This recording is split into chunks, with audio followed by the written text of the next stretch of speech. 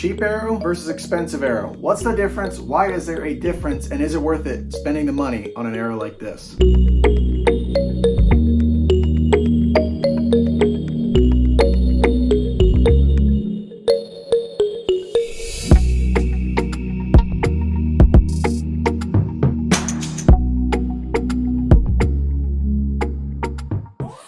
What's going on, guys? Welcome to the Boover Crew. If you're new here, hit that subscribe button, and if you find value in today's video, give it a like. Also, if you want to check out the arrows and gear that I talk about in today's video, there's links in the description. So what makes an arrow expensive and what makes an arrow cheap? Well, there's a couple different reasons why, but the first one I want to touch on is arrow straightness. So this is something you probably don't hear a whole lot about when you're buying an arrow. Arrow straightness, I actually don't really know how to explain it, but it's like the straightness of the arrow per se. If you know how to paraphrase it, or if you know really what it means, please leave a comment down below, because I don't really understand the entirety of what straightness is, but I do know it's kind of what makes an arrow expensive. So an arrow straightness like 0.006 or 0.0025, those are going to be your cheaper end arrows, okay? Basically, that type of arrow is going to be lower quality. You might see differences like doesn't fly as straight, it's not as consistent, it doesn't shoot well at long range, maybe something along those lines. So this arrow right here, if you can kind of see it, I don't know if you can read that. This is a warrior arrow. So warrior is actually a gold tip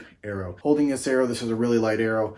If you look at the end, it is all busted up, and that is because I probably hit a rock with it. So back to arrow straightness, your less straight arrow, lower quality, and you're gonna see some maybe inconsistencies with the arrow. An arrow with a straightness of 0.001, if you see that on an arrow, that is your top of the line, high dollar, prime arrow. So if you're arrow shopping and you see a big price discrepancy between two arrows, look at the straightness. That's going to be your first thing to look at if there's a big price difference. So the next thing I want to talk about is the GPI and the spine. So the GPI is grains per inch. That is the weight of the arrow per inch. So I believe on every arrow it says what the GPI is. At least all 5 of my arrows here have a GPI. Normally your more expensive arrow will probably have a higher GPI because there's more carbon in the arrow, which makes sense. You put more carbon in, you put more of the product into the arrow, it's more money because you're using more of something, so you have to make the product price more.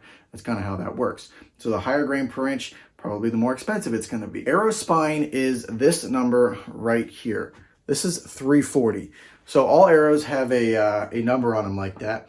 And the spine is, how do I describe it? It's the stiffness of the arrow. That's what I would say. So an arrow with a 700 spine, okay? That is a super, super, super flimsy arrow. Now an arrow with a really high number like that, a high spine, is gonna be really low GPI. So a beginner archer would use a higher spine arrow, a lighter arrow, because they're probably shooting lighter poundage. But if you're someone who's progressing in archery and maybe the draw weight of your bow is up, the speed of your bow is up, maybe you bought a new bow, and a lot of new bows are pumping crazy energy. Like I bought a new bow recently, so I had to upgrade from 400 spine to 340 spine. So spine is stiffness of the arrow, and that correlates to the GPI. Basically, the higher the GPI, the heavier the arrow. The heavier the arrow, the more carbon that's in it, and the more carbon that's in it, the stiffer the arrow.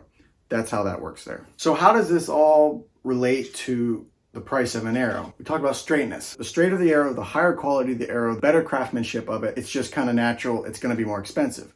2, the weight of the arrow, the GPI, the spine, basically all that. The more carbon in an arrow, the more expensive it's going to be. Now there's one more thing that makes an arrow expensive, and that is name brand. The brand that you are buying, they're all going to have different prices. All their prices are going to vary, but if you're paying for a big name like, say, Carbon Express Maxima. Carbon Express Maxima arrows are a very high dollar arrow, top of the line. They're pretty expensive. Other brands like Bloodsport have pretty expensive arrows. So if you take a look at all these arrows, these are all the arrows that I've used over the years and shot. They're all different GPIs, different spines, different brands. Actually, I only have 2 brands, Gold Tip and one Easton in here that I shot one time at a squirrel, but I still used it nonetheless. So to wrap everything up, I know I've kind of ranted here and there. Basically, the big thing is straightness. That is where the money is. That is where the discrepancies are. That is what makes an expensive arrow expensive and a cheap arrow cheap. The second thing that affects an arrow's price is the spine and the GPI. The more carbon in an arrow, the more expensive it's going to be. And of course, the third thing is name brand. If you're paying for a big name brand,